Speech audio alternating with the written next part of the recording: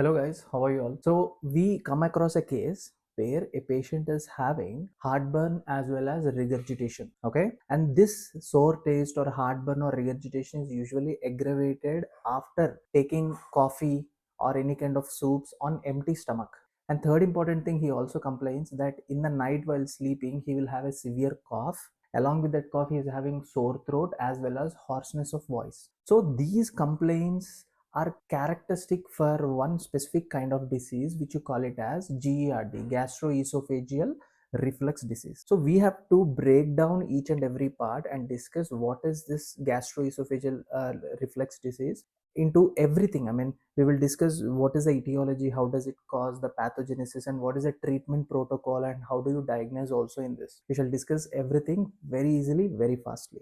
The first important thing we need to know is that, first of all, what is gastroesophageal reflux disease? The name itself says from the gastric region the contents are regurgitating up into your esophagus. Okay, so why the contents from the gastric region are regurgitating up into the esophagus, we'll discuss it in a minute. So but first of all, you understood what is gastroesophageal reflux disease. Why are they going up? The reason is, most of the people, I mean, directly the problem doesn't start like that. Okay, so most of the people, they will have some associated conditions. For example, patient might have hiatal hernia, right? This, the contents of the stomach, I mean the entire stomach or the part of the stomach will be entering through that diaphragmatic opening into the thoracic cavity. You remember that hiatal hernia?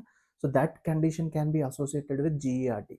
And second important thing is, patient might have gastric outlet obstruction from the stomach. If the food is not going out, it stays within the stomach and sometimes regurgitates up into your esophagus. And third important thing that is associated is scleroderma. So in these three cases, like hiatal hernia, gastric outlet obstruction, and in scleroderma also, these conditions are usually associated with GERD. I'm not telling definitely one of these will be present in every patient. I'm just telling these are associated. So now tell me, what are the risk factors of GERD?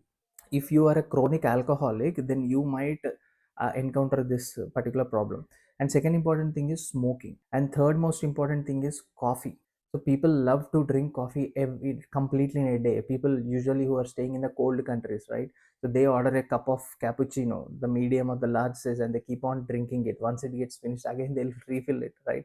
So coffee drinking, continuous coffee drinking, and in pregnancy and obesity. So alcohol, smoking, coffee, pregnancy, and obesity, these are the five most important risk factors which you need to understand over here. So three most important associated conditions I told you, five most important risk factors.